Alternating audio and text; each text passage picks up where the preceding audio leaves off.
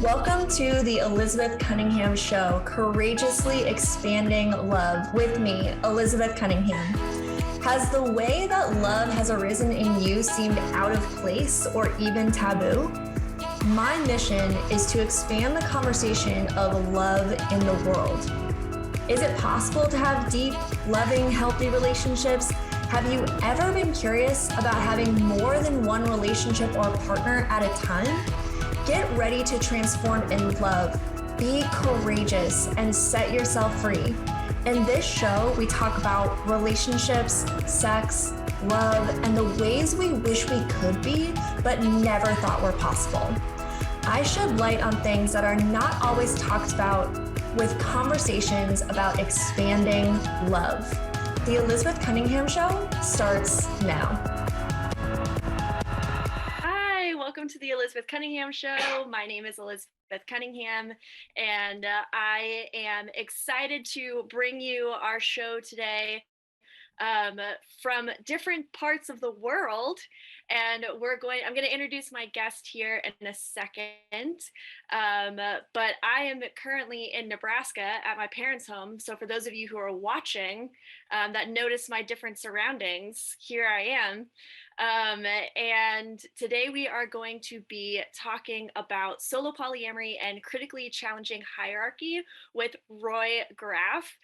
Roy is a mentor and a coach who specializes in helping individuals, couples, and polycules navigate polyamory and conscious relating. His work as a relationship coach is informed by psychosynthesis psychotherapy training, radical honesty and nonviolent communication practices, as well as 11 years of practicing polyamory in various dynamics. He has been giving talks and facilitating workshops in polyamory, positive masculinity, kink, and consent since 2015. And his educational activities on his website and Instagram focus on adopting an abundance mindset in relationships. Roy, welcome. Thank you so much for being on the show today. Thank you. It's great to be here. And just so people know, where are you calling in from? Well, it's late night here in London, UK. Yes, awesome. So we've got it all around the world today. I love it. Yeah. Well, the topic today is solo polyamory and critically challenging hierarchy. And so I'm really excited to dive in. And, I really like to start at the ground level on the show, which is like, okay, what are we actually talking about? So, in your words, what is solo polyamory? Well, for me, solo polyamory means that I have a primary relationship with myself and that I build and construct relationships around me with people that I care about, that I value their time and their energy, but there isn't necessarily a particular hierarchy amongst them. And I also choose to live alone and have control over the time that I spend with different partners. Now, I could have one partner, I could be single. The premise is that I value my alone time and I value also my friendships, and I don't want to elevate one relationship over all the others. Okay. So And that in kind of that sense, goes, yeah, go ahead. yeah, in that sense, it goes along with um, relationship anarchy principles. I don't know if you've covered that in your show before, but We've hit on it a little bit, but I Mhm. haven't specifically had a show about it. Yeah, and that might be a nice kind of idea for a future. But essentially, Definitely. relationship anarchy posits that no relationship is inherently more valuable or more important than others just because of the way it looks or what you do in that relationship, or whether you have sex or whether you have romance. The only thing that's important is that you is the value that two people in a relationship put into that relationship and hold and the regard they give it. Right. And in that sense, family relations, friendships, um, romantic relationships, sexual relationships, they can have different values to you, and it doesn't necessarily mean that just because you're say in a romantic or sexual relationship somehow that has to mean that that connection is more important.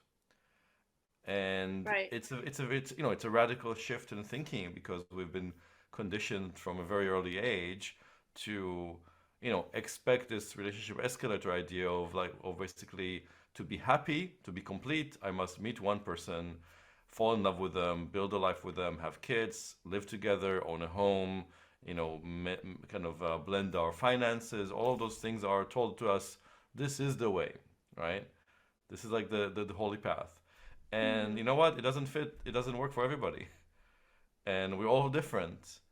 So it's total makes total sense that it doesn't work for everybody. But people Right. who don't achieve that or find that it doesn't work for them begin to feel like a failure because society tells them this is the way. This is what success looks like in relationships. And if you're a failure, you start to experience guilt or shame. Um, you start to doubt your own self confidence. A lot of things happen. And the same can be true for people who are, say, queer in a world where hetero relationships are the norm and the standard, right? Hmm.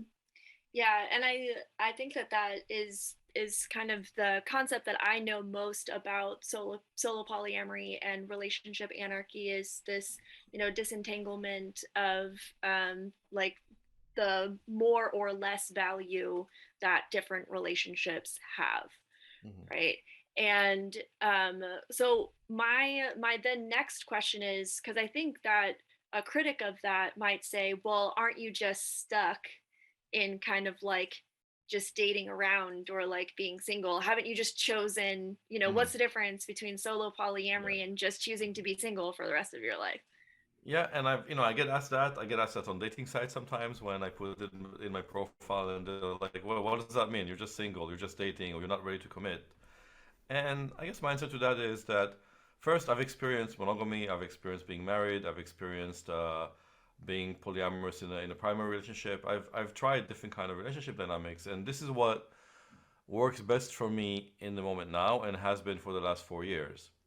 Now, that doesn't mean that in the future I may not change the way I live or what kind of dynamic I'm looking to build, but it has nothing to do with commitment or with attachment or with going deep in a relationship. I'm very committed to my partners.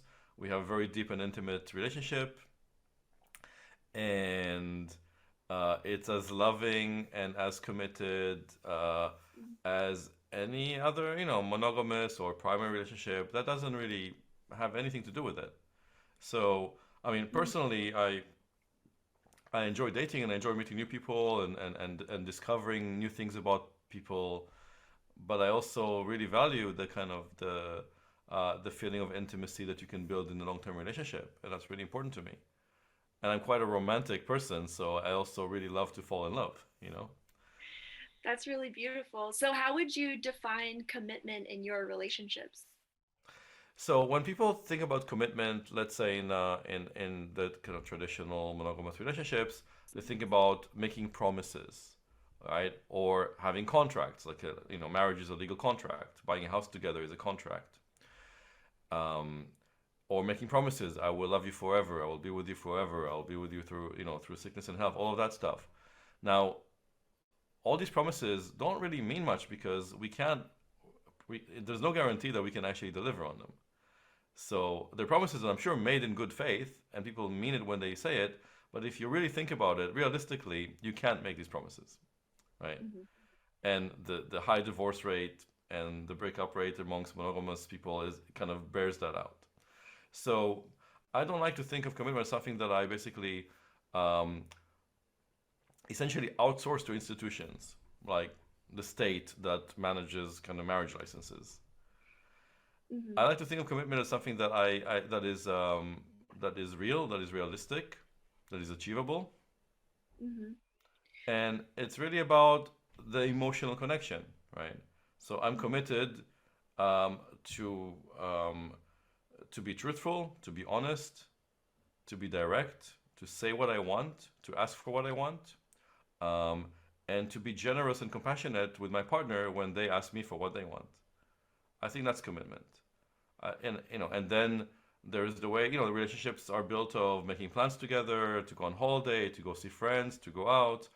All of that is part of commitment as well, right? Because you're involving another partner in your daily life.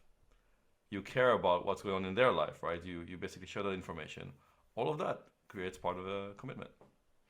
Yeah, and I think that links beautifully to what you created earlier with what how you define solo polyamory is that then you can create those commitments in all of your relationships, right? Like it's not just romantic relationships, but it's also friendships or family or even Yeah. like working relationships too, where it's like I'm committed to respecting you for as long as our relationship lasts, whatever that may look like. I'm committed to listening to you. I'm committed to making sure that you're happy whether or not that I'm in a relationship with you or not. Like that's one of my commitments for my partnerships or my relationships is like I'm committed that you're happy, and that doesn't have to have me be involved in that. I'm just committed that you're happy. Yes. Yeah. And I think that one of the most important revelations for me on this journey was this idea that um, I have a right to pleasure, I have a right to happiness, but also I am the only person that is really responsible for my happiness and my pleasure. Nobody else is responsible for it. People might want to help me be happy. People might want Right. to give me pleasure. I might want to give other people pleasure. But nobody is responsible for my pleasure. And I'm not responsible for anybody else's pleasure or happiness, right? But Right. I choose, again, but one of these commitments are me making a conscious choice um, out of a desire Mm-hmm. to help other people, my partners, my friends, be happy or have Right. pleasure. Yeah. Right. Yeah, 100%. Yeah, thank you for kind of dissecting that distinction. I think that that's really important. Mm. Absolutely. Yeah. Well, so I have kind of a bigger question to ask you. I'm going to ask it, and then we're going to go on break here. So it's going to be a little bit of a teaser. What I want to ask you is, how does choosing solo polyamory challenge the default narrative of romantic relationships? And like we've already answered that a little bit, but I also want to talk about the difficulties that Mhm. people face in creating, since you are challenging the narrative around romantic relationships, what are some of the challenges that people who are, practicing solo polyamory, what they face? So we're actually going to go on break. But when we come back, that is what we're going to be talking about. How are you challenging the narrative, and what are the challenges? Oh, there you go. I'll just use all the same words over and over and over again. Okay, well, I've got some time for in the break to come up with a good answer to that. Okay, perfect. All right, for those of you who are watching or listening right now, please stick around, and we are going to be right back with Roy Graff.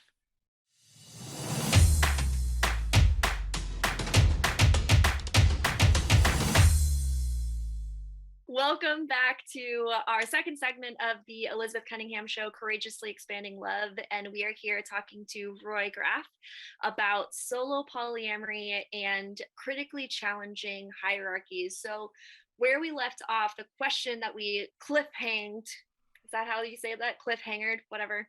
I'm not about the English today. This is going to be the episode where Elizabeth doesn't speak English. That's what we're doing today. But Roy has been doing an excellent job of answering all my questions so eloquently. So thank you, Roy, for making up for my Mhm. lack of English.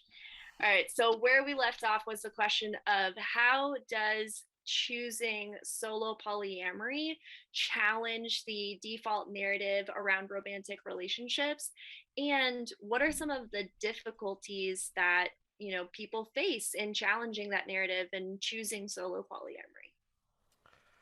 Okay, well, starting off, I don't think it was really a choice for me as much as it was a natural progression. Um, as I mentioned, I've tried different kinds of different dynamics and different forms of non-monogamy once I discovered non-monogamy, Mhm. starting with an open relationship and then a primary relationship with a nesting partner and having other more secondary and more casual relationships. And I got to this point of realizing in that relationship that I didn't want to have a primary. I didn't want to label relationships as one thing. Um, I wanted to be much more organic and allow those relationships to just happen, to just kind of grow and go with an ebb and flow and be whatever they need to be. And I thought that like when I'm say living with somebody and calling that a primary, then already we're kind of like essentially replicating the model in a way, or following the model of the established narrative, of mononormativity, of basically you live together, therefore you must plan all your holidays together. You must consider each other in everything else you're planning, including other dates and other things, because you live together, right? And you want to know when your partner is home. Now all those things are never questioned. These ideas of like, when there's a couple, then all of a sudden their life becomes one. And whatever I do always impacts on the other person, even if it's something that I'm just doing for myself, with my body, my time, my energy. And that really rubbed me the wrong way. And I couldn't really, because I grew up in monogamy, it took me a while to figure out that that's what was wrong, that that's what I wasn't really happy about. Because to have the right boundaries that protect who I am in my core, myself, I need to really know what they are. I need to establish that I know what I want and what I value. And because I just kind of went along with what I guess was expected or what most people did, I never questioned it. So as I became much more open to questioning things critically, to challenging the ongoing narrative, I also came into knowing what is right for me, what are actually my values. And for me, a very, very big value is freedom and autonomy and agency for myself and for my partners. I'm fiercely also um, determined to protect my partner's agency and their autonomy, not just my own. So solo polyamory became really the thing that fit best. Now, um, when you mentioned like challenging the ongoing kind of mononormativity or the ongoing narrative of traditional relationships, a lot of it is about people's expectations, right? So sometimes when I say that I don't have a hierarchy, people would ask me, people who are say monogamous or even polyamorous but in primary relationships, there's a common question which is, oh, but if you had to, who would you choose, right? For And those of then you listening, you missed my eye roll. Okay. it was a good eye roll. Yeah. Yeah. So really, like, why do I need to choose? Like the again, there's this like idea or a myth that we have to choose one person over others, right? And actually, do you have to choose one friend, only one friend? Do you have to choose one parent or one child? No. So similarly, I don't feel I need to even that question doesn't need to come up. Um, Right. Well, when you break it down like that, it does kind of fall apart. It's like, yeah, that all of it does falls that apart. is Yeah. actually kind of silly, isn't it? To like have to choose one Mhm. person. Yeah. Yeah. Now, but the thing is, society around us still makes us choose. For example, I mean, I work for myself, but if I worked in a company and there was an office party, there'll be, yeah, you get a plus one, Right. right? What do I do? If I'm invited to a wedding, you get a plus one. Yeah. Right. So, um, those things are outside of my control, but I don't like them. And Mhm. normally, if that happened, I may invite one partner and then another one. Maybe it also depends on who's available. Or I would ask if it's a friend's wedding, I might say, hey, maybe I can bring both partners, or maybe I just want to come alone and not have to bring a plus one because I'm solo polyamorous and I'm very happy being on my own as well. So there are some challenges in people's expectations around you, and of course when it comes to the law, there's lots of other things around the primacy of the dyad relationship, of the couple centric kind of legal structure and social structure, right? And I think that kind of brings us very kind of conveniently into the idea of challenging the primacy of hierarchy in relationships, of just the couple dynamic. So Mhm. solo polyamory, I think, very forcefully challenges that. But even people, but people who maybe want to have a triad relationship or any kind of polycule, maybe even living together with multiple partners, or people that again choose to be single or choose to be solo polyamorous and live alone, they are penalized.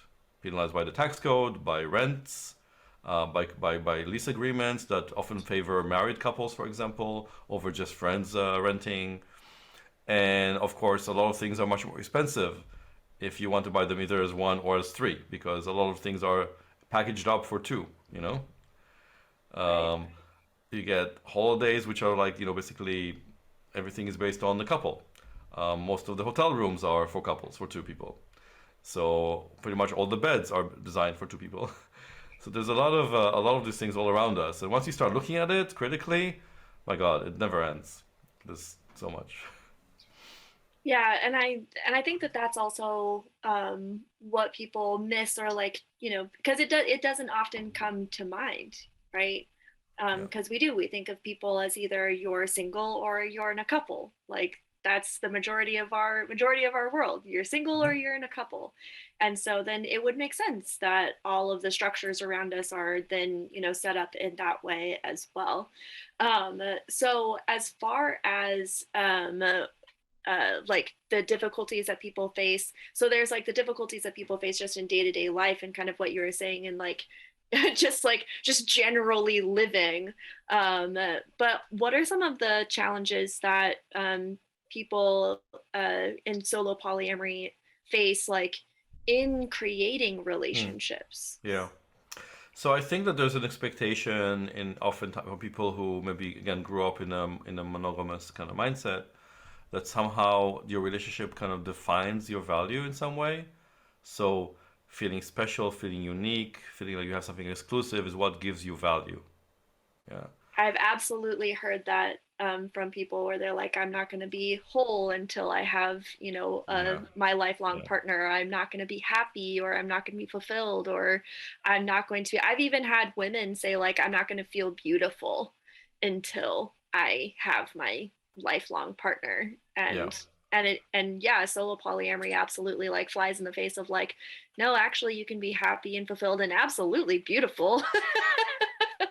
And you need to know that for yourself, and it's important Yeah. that you have that kind of self-love and self-confidence to be very happy on your own, because even if you have multiple partners, they also have partners, and sometimes nobody's available to be with you, and maybe even your friends are busy. Like, it's okay. I mean, I enjoy being on my own, and that's an important part of why I live this way and why I choose to live alone, is that I have alone time for myself. Now, but out of that need for validation and somehow to feel like somehow you own a piece of your partner, that kind of what makes you feel special. That's often why even in people who are open and exploring polyamory, they want to hold on to this label of primary. It's like, yes, you can love other people, but we have this one unique thing or one exclusive thing that nobody else can have, right? So that's still in a way, and I'm not saying it's like bad or anything, but I think there's a journey here, and for some people that journey ends there, and that's fine. But it is looking for my partner to provide me with the safety and security that actually, if I explored further and if I did the work, I can find it in myself. Yeah, and I say that, and I know that, from just from knowing you and like what you teach as well, that this is something that you say often, is that you really do have to do like deeper inner work when you're especially when you're creating relationships outside of the cultural narrative, because one of the things that happens when you're creating a relationship inside the cultural narrative is that you have agreement from those around you that what you're doing or how you feeling is how you are supposed to feel or how you Mm. should be feeling. And when you're creating it outside of that, it's how you shouldn't feel and how you're not supposed to be. Right? So Yeah, you and you're do, dealing with, yeah. yeah, so you do have to create that inner confidence and self-assuredness and do the inner work to really be able to create the foundation of that. Yeah, I like to think of it Yeah. as basically you're stepping off the echo chamber, you're stepping out of the echo chamber, Mm-hmm. and you finally can actually hear your own individual, unique voice. Oh, I love that. I love that analogy. That's beautiful. All right. Well, when we come back from our break, we're going to go more into what does hierarchy look like, and what does it look like to critically challenge. I love the way that you phrase that. Like, I just want to say, I love the phrase critically challenging hierarchy. Like, I read that on your email and I was like, I'm using this forever. So that is exactly what we're going to talk about when we come back. So everybody stick around and we'll be right back with Roy Graff.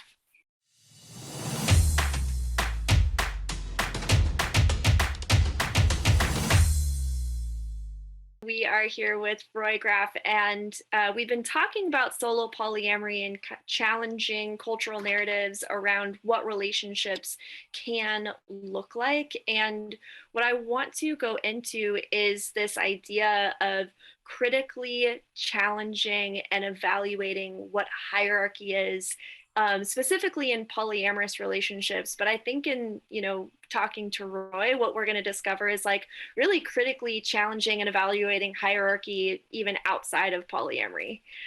So why is it important to critically challenge and evaluate hierarchy in polyamorous relationships? Okay, so I think I want to go to the point of it's important to challenge it and critically evaluate it in any relationship. I think polyamory is no exception. Monogamy is no exception. We make these assumptions that once we're with a partner that we love and we decide, let's say, to live with them, that they essentially, in a way, we hand them a part of our domain, of the things that as a single person were only mine, right? My time, my energy, parts of my body, right? So ultimately, that can lead, especially if, and we all grew up with some level of insecure attachment from parents who were too distant, too avoidant, too involved in our lives, who didn't have very good boundaries. The point being, we're all messed up to some degree. And we seek in our partner to complete that piece that, we didn't basically get to do the work of completing in ourselves, of finding that security in ourselves. So, and again, and it works for a lot of people, that kind of idea of codependency and enmeshment. It works in monogamy to a certain extent, but it also, I think, prevents people maybe from getting to a level of individuation that helps them really discover much more about themselves, and realize their full potential as a human, as as a conscious self,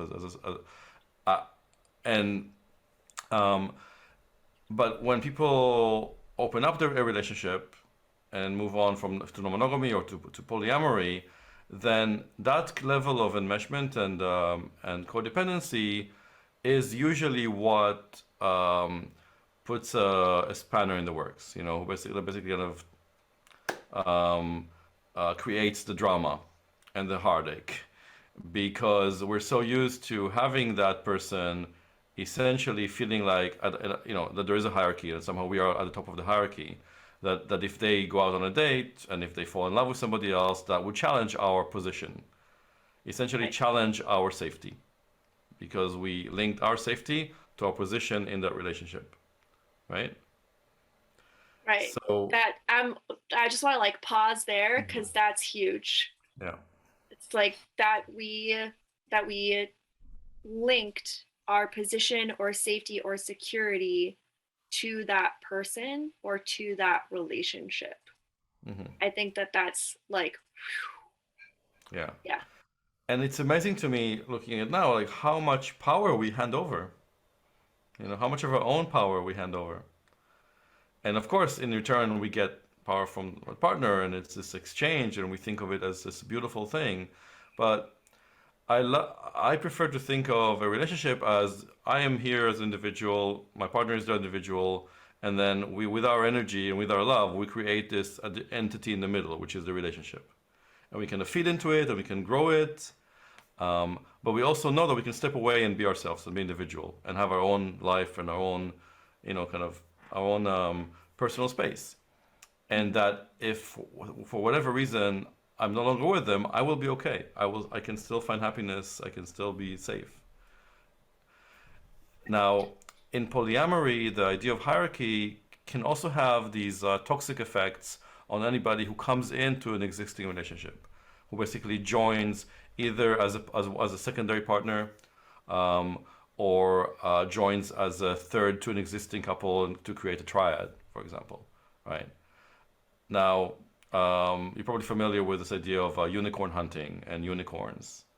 Right. Maybe explain a little bit that the idea is that um, the unicorn is this like mythical being that's like very rare. Well, actually, it doesn't exist, but let's say very rare. So, so In this yeah, analogy, it's very rare. yeah, it's not very rare, and a couple typically made up of a man and a woman, but that's not really the point here. The idea is that that third person that they find is equally attracted and wanting to spend time with and interested in both of them equally, right? And therefore, there's no jealousy because everybody's on par and loves everybody the same way. Right. And it's super Which easy is, and everything happens perfectly. yes. And they all want to have sex exactly at the same time and they always have sex together, the three of them, because they all have, their basically their urges is exactly the same at any given moment. Now, yeah, it sounds too good to be true because it is.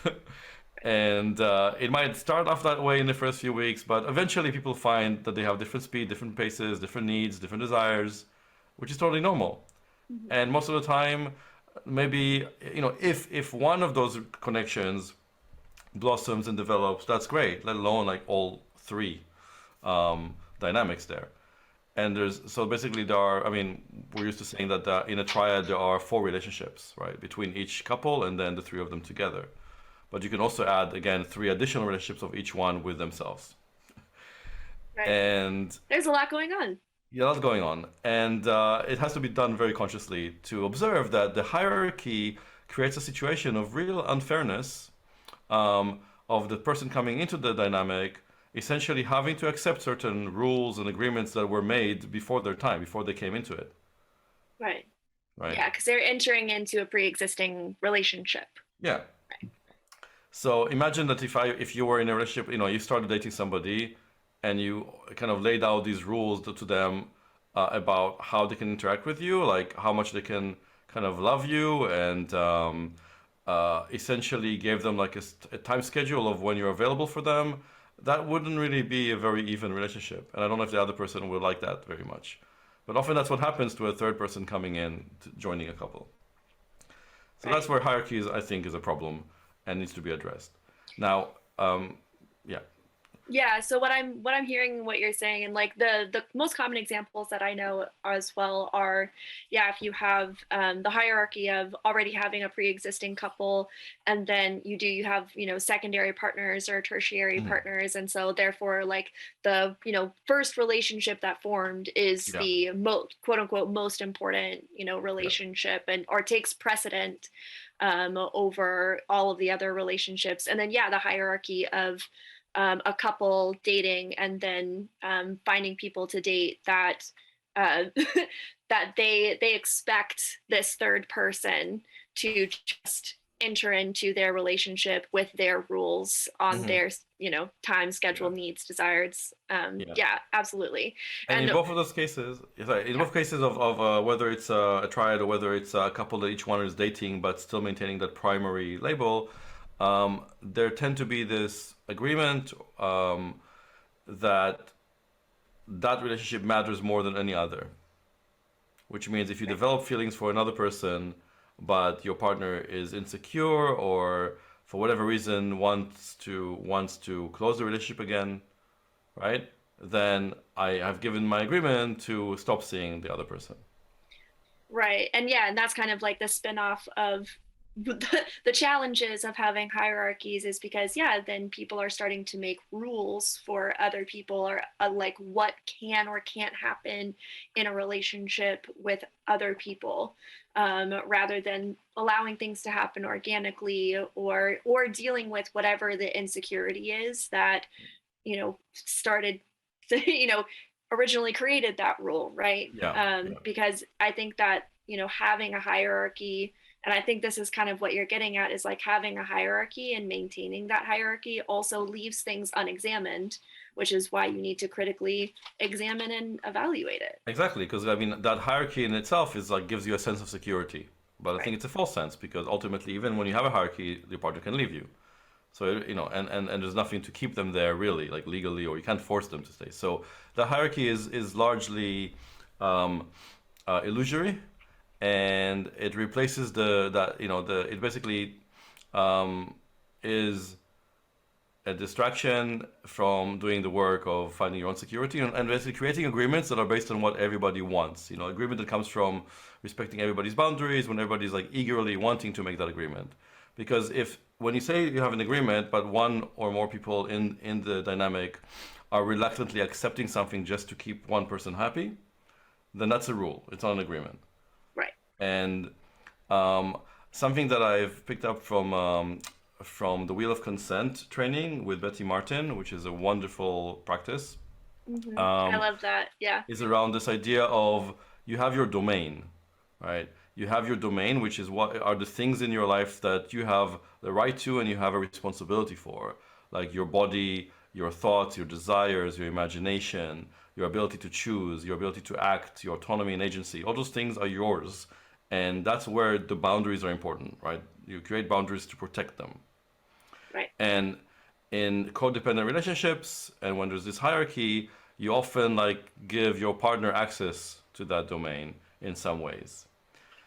And what's really important is to understand what is my domain, to understand that I have a right to say my pleasure, my happiness, all those things, and I'm also responsible for it, but I'm not responsible for anybody else's.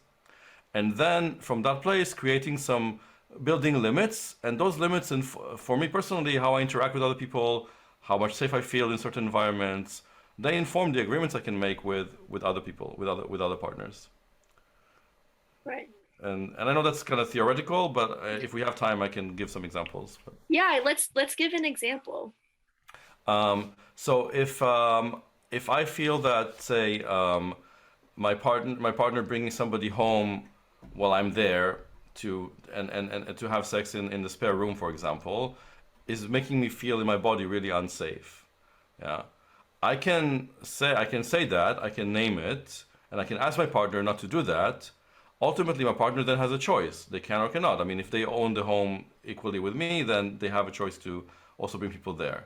But what I can do for myself is maybe not be there, or say, if you're going to be here, if you do that, I can choose to live somewhere else or go away while you're bringing other people here, right? I can really have control over what I do with my body. I can't tell him what to do with his. So, Right. but I can obviously say, look, if you're going to bring people home regularly, I might want to live on my own. Yeah. Do you also find that that is an opportunity to have that growth in yourself and really examine like what is that uncomfortability that's coming up for you? I do, but I would caution people from like pushing themselves too much, just to go kind of push beyond where they really feel unsafe in their body, just to appease or just to feel like, well, I want to kind of grow, because that kind of growth could, in some cases, re-traumatize people if the source of an insecurity is from trauma. So do it, but do it with a trauma-informed therapist, and take it easy. And you can do that incrementally. It doesn't have to be like, yes, let's Oh just like yeah. try everything now. Yeah. Yes, totally. Let me clarify that I mean do the work Mm. over time as works for Yeah. you. Well, of course, it's. Absolutely. I mean, and we can talk about that. I mean, I'm really big on really getting all the information we can out of our feelings. So Yeah. feelings of insecurity, jealousy, they can teach us so much about where we need to do the work. Yeah, Yeah. 100% beautiful. Okay, so we've been dancing around this topic of couples privilege. And so we haven't actually said the word couples privilege yet, but we are going to go on a break. But when we come back, we're going to talk a little bit about couples privilege, and then we're going to wrap up with some of my favorite questions. And then Roy is going to talk about how you can get a hold of him and what he's up to, because I'm sure that you have fallen in love with him over the course of this episode. All right, we are going to be right back.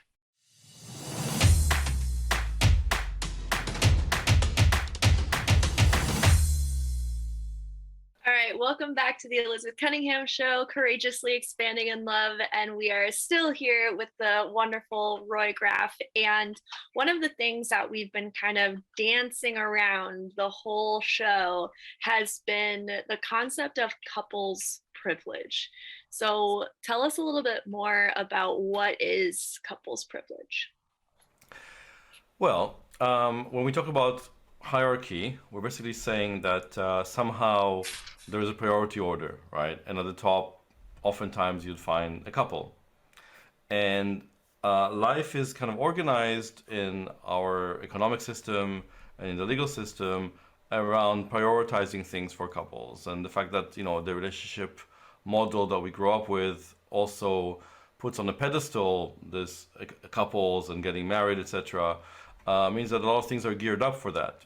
So there are privilege everywhere to people who are living as couples compared to people who are single or who maybe want to have a different alternative way of living, maybe with more than two people, three or more. So in a nutshell, that's where the privilege comes in, and just the assumption that just because, for example, the assumption that couples are happier than single people. Yeah. The idea that for couples, there's a tax, for married couples, there's tax breaks and stuff like that. That you can automatically, if you're married and one partner dies, you automatically inherit their money, etc. Which you can't do, say, if you wanted to leave everything to a friend, it's a whole legal thing. So there's a bunch of those things, and I have a whole article on my website that talks about couples privilege if people are interested to kind of go a bit deeper into it. But when it comes to polyamory, we're not any different. People who who kind of practice polyamory often still adopt a lot of the symbolism around being in a couple, and they often do that also to fit in society. So take all the way from having to hide the fact that they're polyamorous, so presenting as monogamous even though they have other partners, and then those partners sometimes can't be seen with their partner in public because maybe it's a small town or whatever, and they people will ask questions, right? So they can only see each other in private. They can never come with them to public events or work events, etc. So again, there's a privilege there. But also, if they are relatively open, there's still certain things, like for example, they might be open, but their family doesn't accept that, and the family will only see them with their primary partner. Yeah, I see those stories as well. Yeah. I mean, and I think that you hit a lot of like main points, but I think the list could really go on and on and on. Yeah. Because we do have this, cultural narrative of like you're either single or you're in a couple. And so, think about all of the times in our lives where, you want to bring someone who's special to you, wherever that may be. But then this idea of, I think one of the ones that I hear that you brought up is I wish that I could have more of my partners with me in public, especially people who are in small towns, where everybody knows everybody. And then there's you don't want to, if you're a really private person, maybe you don't care what people think, but you also don't want to answer a lot of questions, or like, you don't know what people will say or do. And, I've also had people who've shared that they've had either lost their job or had the threat of losing their job for things that they've been doing in their romantic relationships, like having Yeah. multiple romantic relationships, and which Yeah. is just, I think, a little bizarre, but it's also in line with this idea of couples privilege, right? Yes, and I just want to add one more thing, which is the emotional privilege of having somebody to co-regulate with, right? It's like if I'm feeling emotionally disturbed, if I need, and needy, I've got my partner, no problem, right? I've got somebody there to come and give me a hug and hold me, and we take it for granted. Mm. But people who live, single people or solo polyamorous people don't always have that, and you learn to regulate yourself a lot more, which ultimately I think also makes you a better partner because you're with you choose to be with somebody because you really want to be there with them, not because they provide a utility to you, like emotional regulation or any other kind of like benefit. That's not the reason I'm with my partners. Yeah, I'm with no, them because I love them and I enjoy spending time with them. Yeah. absolutely. And I think that that's an amazing point. And I think that, you've hit on that a couple of different times in this episode, just in different ways, where it's being able to have that confidence, that assuredness, that emotional regulation, where you really can choose the relationships that you want. And I use the word choice, meaning like choosing it freely, right? Like not feeling like Exactly. a have to, like, oh, Yeah. I need to, where Well, it's just just like, knowing, yeah, just right. knowing you can choose. I mean, for a lot of Yeah. people, growing up in the world that we do, like we don't even know we have that choice. Yeah. I mean, heck, Beautiful. I didn't know I had that choice until I was 40 plus, so. Yeah, I'm definitely one of the lucky ones who realized, who kind of came to this a little bit earlier. But yeah, but there are a lot of people who, yeah, you don't discover that until later in life, which I think that, 40 plus is still like fairly young. Yeah, I'm not, no complaints. I made the most of the time that after I discovered it, and I'm very happy that I did. And it Yeah. is young, but but also I was in unhappy or ultimately unhappy relationships because they weren't the right fit for me, and I didn't know that. Mhm. And I think could have saved a lot of heartache to me and my partners at the time, if I Yeah. knew. Well, and in that, I really thank you for coming on the show today. And I really hope that people who have listened today have heard something for themselves. And I'm going to ask you our ending questions here. And the first one is, what does love mean to you? That's such a big question. You want me to answer it in 1 minute or less, right? Yeah, 30 seconds, go. Yeah. Love is just, I don't know, wholeness, peace, and it's, um, and it's, yeah, it starts with me. So it starts with like self-love and bringing people into this place of calmness and wholeness with me. I love that. What do you hope that people take away from our show today? If you could give them one golden nugget, what would it be? I think it is to work on being uh, like of having the ability to self-regulate, to be comfortable in your own skin for yourself, to know that you can be happy on your own, and then it's much easier to be happier also with other people. Beautiful. All right. And so how can people get a hold of you? What are you up to? I like I said, I'm sure that people have fallen in love with you and are like, Roy Graff, where can I find him? What is he doing? How can I get involved? Well, I live in London, England. I travel around Europe a little bit, but most of my followers are in the US, except that I don't have plans to travel there just now. But anyway, I'm training to be a fully accredited psychotherapist, and I'm seeing clients at the moment. Most of my work is coaching individuals, couples, and more. I don't only work with people who want to explore polyamory. I work with monogamous people as well. I think again the core is to have conscious and autonomous relationships. They can look very differently, but the core is that you feel that you are autonomous, that you are an individual, and from that place of strength, then you can basically then build healthy relationships. So that's basically the core of my work. I work out individually. I also work with group coaching programs. So I have a program called the Coaching Club, which meets on Saturdays, where we do some peer support as well. And that's a very accessible way to start. And I'm on Instagram at Open Relating. My website is openrelating.love, and there's a blog there with a lot of more kind of in-depth articles, as well as a lot of my videos and workshops. And I'm also on Twitter if that's your kink. Also open relating. Yeah. Beautiful. Twitter, if that's your kink. All right. And all of that, the links to find Roy are in the show notes.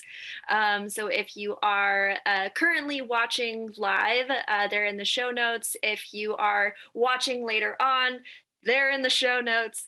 So make sure that you go and check out Roy. And if he really speaks to your heart, definitely reach out to him. Roy, thank you so much for coming on the show today. It's been an absolute pleasure. Thank you for staying up late so that you can talk to me and my audience. And I so appreciate you. And I really do hope that our listeners have really gotten the sense of freedom and autonomy that you've spoken to. Thanks so much. I'm actually really energized now. I don't want to go to sleep. All right. Well, beautiful. Well, thank you everyone for listening, watching, whatever platform that you're on. Make sure that if you loved this show, that you check us out every week. We have a new episode every Tuesday at 3 p.m. Pacific time. And if this is something that you think other people resonate, please share. You have been listening to The Elizabeth Cunningham Show, courageously expanding love with me, Elizabeth Cunningham. Tune in live every Tuesday at 3 p.m. Pacific Standard Time on transformationtalkradio.com, where we shed light on relationships, sex, love, and the ways we wish we could be, but never thought were possible. Learn to love yourself and create the relationships you want. Connect with me at ElizabethAnnCunningham.com. That's ElizabethAnnCunningham.com.